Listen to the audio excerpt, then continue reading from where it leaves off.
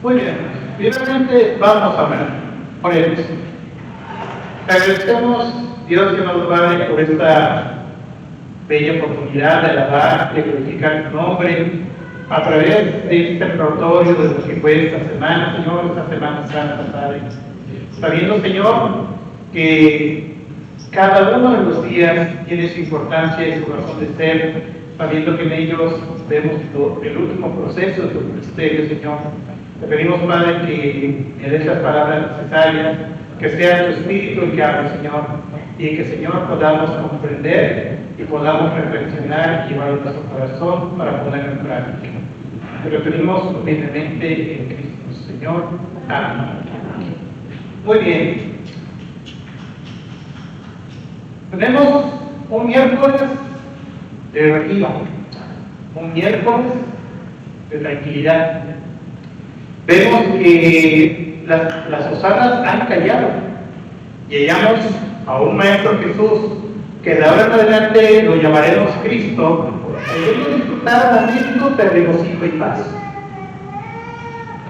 Para empezar, creo que los evangelistas mencionan este relato, aunque también el evangelista, bueno, que es Lucas, también lo menciona un relato similar, solamente que él lo menciona bajo otro concepto.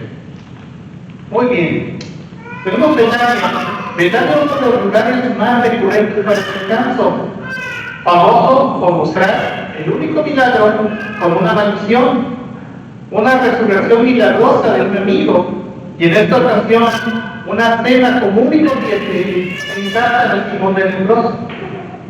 Aunque se sabe poco de este personaje, algunos estudiosos pensaban que era un leproso que Jesús ya había sanado.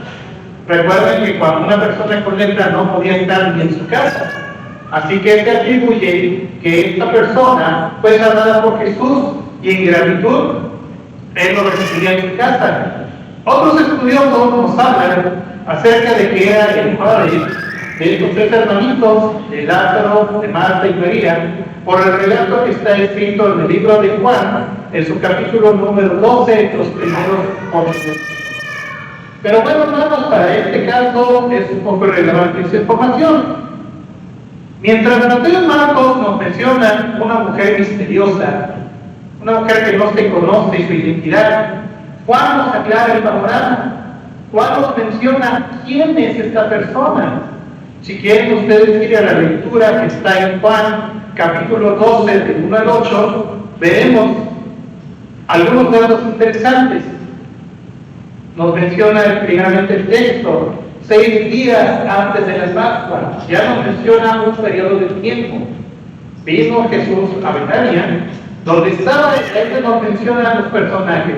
Lázaro, el que había estado muerto, a quien había resucitado de los muertos, e hicieron allí una cena. Marta servía y Lázaro era uno de los que estaban sentados a la mesa con él. Entonces, y aquí nos menciona la mujer misteriosa, nos menciona a María, que tomó una libra de perfume de nardo puro de mucho precio y ungió los pies de Jesús y los enjugó con sus cabellos, y la casa se llenó del olor del perfume. No perdamos esta cita, ya que va a ser relevante más adelante. Aquí nos habla de nuestro personaje María, aquella la que escuchaba atentamente al Señor. Y Lucas nos hace un relato similar, pero en lugar de hablar de un Simón el leproso, nos menciona de un Simón el fariseo. Y nos habla de una pecadora. El contexto de Lucas nos lleva a el arrepentimiento. Bueno, aquella mujer sin dudar rompió un frasco de alabastro, un material de caliza, una botellita tallada en piedra, que llevó su tiempo de dedicación, tallada finamente, en cuyo contenido tenía un perfume de aceite de nardo oscuro. Para que nos tengamos un contexto acerca del nardo, bueno, primeramente no era un objeto cualquiera, era una planta procedente de la India y era exportada en Egipto y el Medio Oriente. Por tanto, su fabricación, su traslado indicaba un alto costo. Vaya, en los tiempos de Jesús no existía ni mercado libre ni aguas, así que la transportación de perfume era caro, llevaba mucha logística, mucho gasto, por lo tanto su precio era excesivo, ¿correcto? Bueno, nos ponemos a pensar lo siguiente: rompe María este frasco de alabastro, lo rompe y empieza a ungir al Señor, empieza a ponerle aceite. Nos ponemos a pensar lo siguiente: ¿fue acaso una locura de su parte? ¿Cuánto tiempo y cuánto dinero tuvo que ahorrar para comprar tan solo una libra? Una libra de un perfume de nardo es alrededor de 500 a 600 mililitros. O sea, casi un medio litro se llevó ahí de perfume. Y de un perfume caro. No era cualquier perfume. Al ver esto, algunos de sus discípulos se enojaron. Pero si digamos, como les mencioné en el libro de Juan, nos menciona que, bueno, sobre todo hay un responsable principal, nos menciona acerca de Judas Iscariote. Los otros evangelistas como Mateo y Marcos nos mencionan primeramente Marcos dice que algunos de los discípulos, no juzguemos a todos los discípulos, puede haber algunos que se hizo común, pero a otros se les hizo excesivo, pero la mayoría tenían este enojo porque romper un frasco de estas dimensiones era una locura para ellos. Y yo creo que para nosotros igual, si estuviéramos en el lugar de los discípulos, estaríamos en la misma posición. Nos regalan aquí una hermana caritativa, nos regalan un Chanel número 5, y de repente se me ocurre a mí romperlo. La verdad, la acción de ustedes sería: no, hermano, me lo hubiera dado a mí. O alguna otra reacción: oigan, podemos ahí venderlo a un precio más módico y de ahí pues, nos ayuda para la construcción del templo, o así. Pero bueno, ok, al ver esto, algunos discípulos se enojaron. Y bueno, se dan cuenta, acaso en este relato, que Cristo tenía que librarse de fariseos, tenía que librarse de seduceos, arianos. No obstante, también tenía que librarse de gentiles. Recordarán cuando que echó fuera los demonios en la región de Gad, lo corrieron al Señor. También se tuvo que librar de gentiles. Y aquí hay algo interesante, que hasta se tuvo que librar de su propio círculo social. Pobre Señor, le tocaba librar donde sea confrontaciones.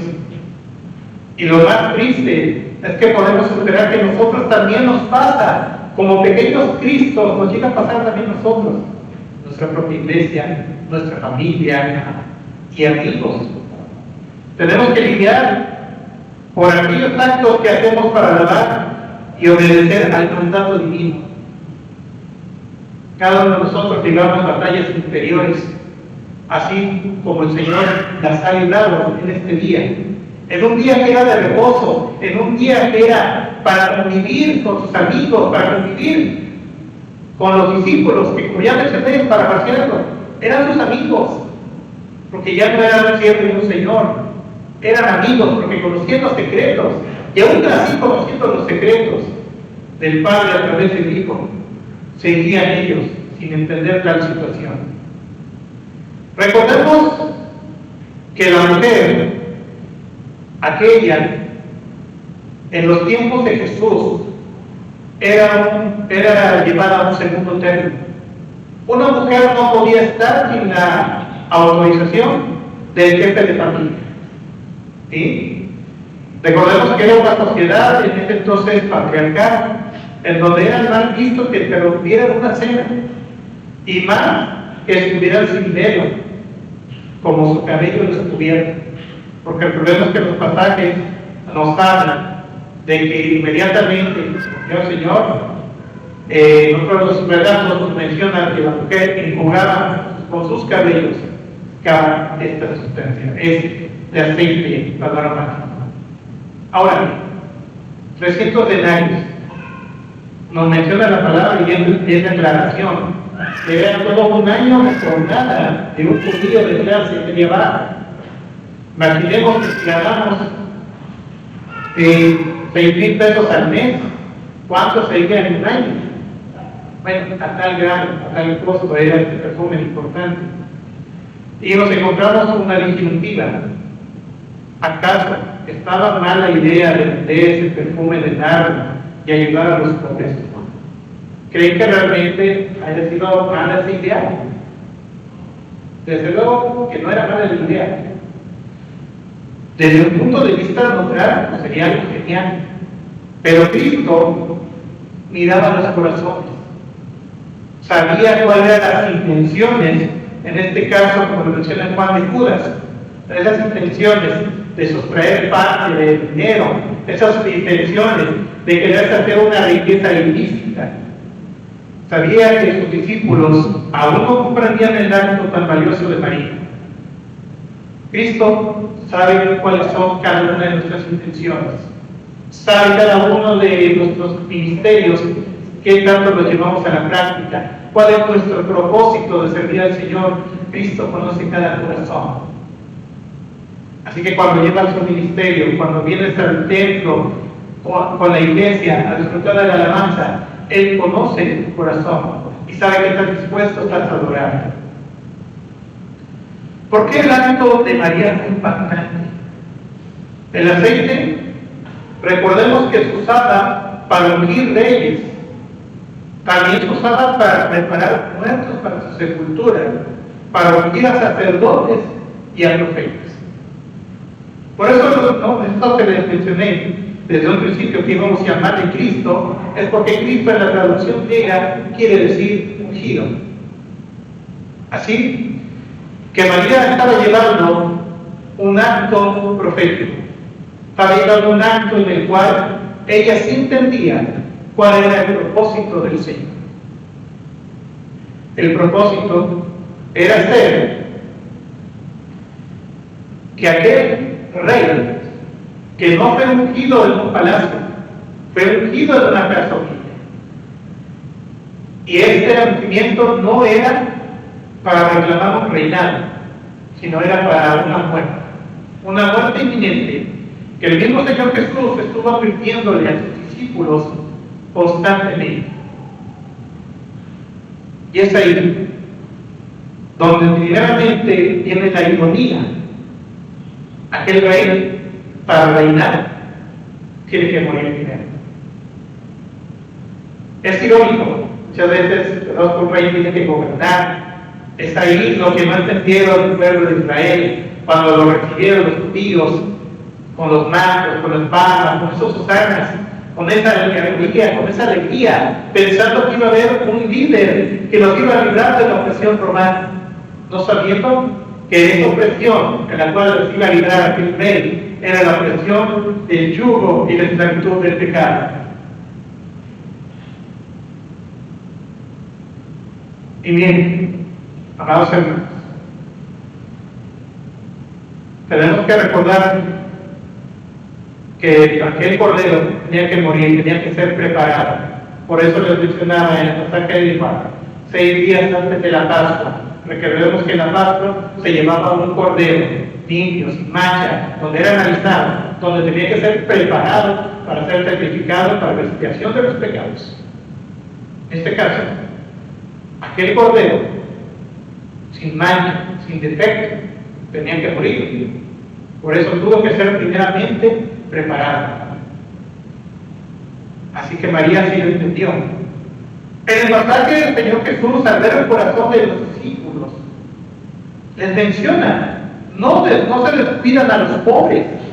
Al contrario, Cristo menciona, y con justa razón, pobres siempre habrá. Ojalá no hubiera pobres, pero pues los hay. O lo sabemos. Después de la quincena a veces ya vimos pobres. Y algunos tenemos otro tipo de pobrezas. Pobrezas mentales, pobrezas espirituales. Pero es ahí donde el Señor dice, pongan atención. Disfruten que estoy en estos momentos con ustedes. Este era el mensaje hacia los discípulos. Por siempre habrá una manera de ayudarlos, una manera de apoyarlos, pero no siempre iban a tener al maestro consigo. No siempre iba a estar con ellos. Y bueno, lo iban a tener muy poco con él. En lugar de aprovechar y disfrutar su presencia, pensaban de manera frívola en trivialidades cotidianas. Ahora bien, analicemos en estos momentos el acto de María. Primeramente, lo analicé en los siguientes puntos. Primero tenemos una adoración que cuesta. ¿Cuál es la explicación? ¿Qué vio María en este acto? Lo vio todo. No escapó. Cada centavo que ahorró para comprar ese perfume no le importó desde romper ese frasco, ungir al Señor.